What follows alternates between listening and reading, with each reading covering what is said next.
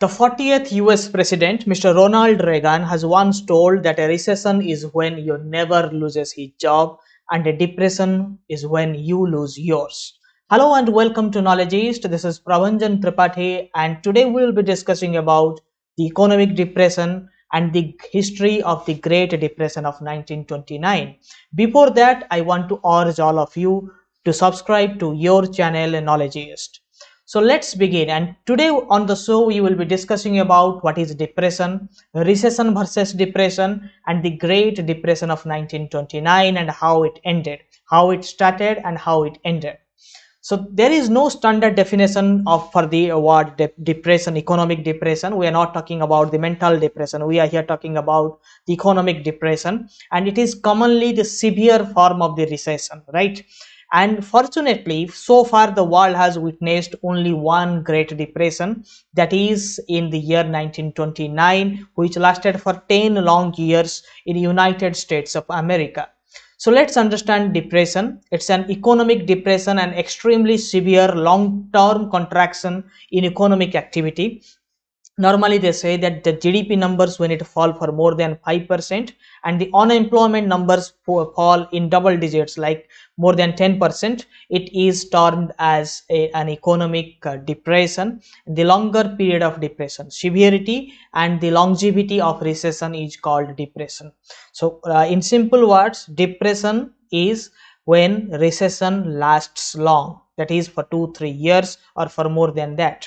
Point number one. And some say that GDP numbers when fall by 10% regularly, some say 5%, some say 10%. There is no generally accepted definition for it, but if they say GDP along with unemployment, if it constantly degrows, it will be termed as depression for years.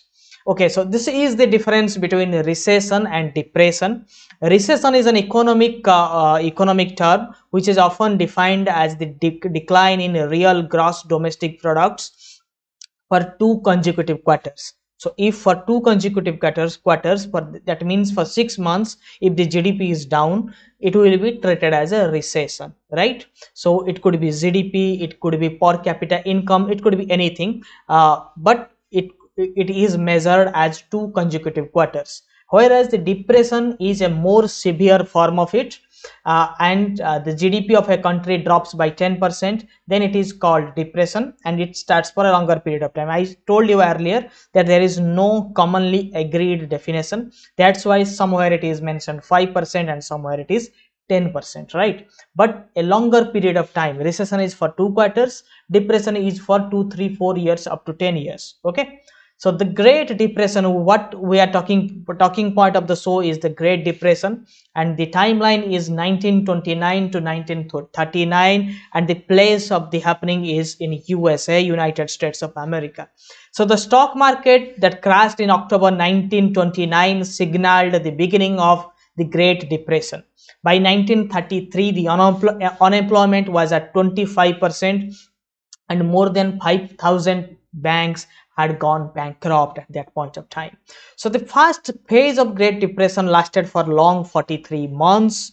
Okay, so there was a there is a huge shift in terms of the policy of USA government. The governments changed, and it continued for 10 long years. But the interesting fact of the matter is how it ended is really interesting than how it started. But we will first see how it started. As you know that whatever goes up comes down. It's a common phenomenon in share market, in investing and everywhere. Whatever goes up goes down, but whatever goes up, it takes time to go up, right? Anything that goes up is time consuming, but when it falls or when it falls from the sky, there is a free fall. Like if you take for an example of the jet engine, it needs enormous amount of energy to propel a rocket engine to the sky. So it takes time to build up, and it takes time, it takes energy to make the rocket engine to fly up. But when it crashes, it falls all of a sudden. So the fall takes no time, but the rule is whatever goes up comes down.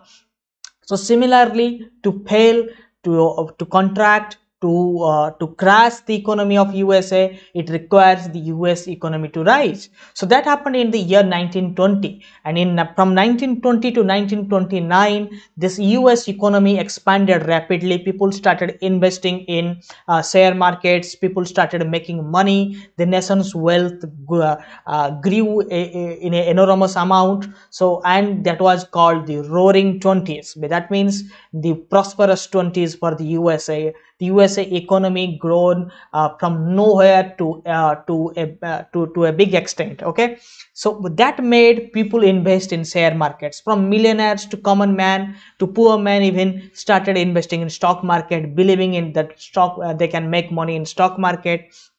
The speculations rise, sometimes false, sometimes real. People thought that this kind of stocks will go up. Stocks really grew up, and people witnessed a rapid growth, and the stock markets were at its peak in the year of 1920, in the month of August 1929. So but at that time the production was not really increasing. It started declining in the year 1929. The unemployment had risen. The agricultural sector has witnessed a downturn owing to the drought and the falling food prices. Banks had an excess amount of loan. People started taking loans to invest in stock markets, and the loans cannot be liquidated. Then comes the October 1929. The first day is the 24th of October, which is a Thursday and known as the Black Thursday in the history of USA. As the nervous investors of USA started smelling that there is something fishy in stock market. Stocks don't value that much. The underlying stocks don't value that much. There is a hype about the stocks. The stocks are overinflated, so they started selling it. And on the date of 24th, which happens to be a Thursday, as there is a pre-fall of share market, or there is a huge crash in share market.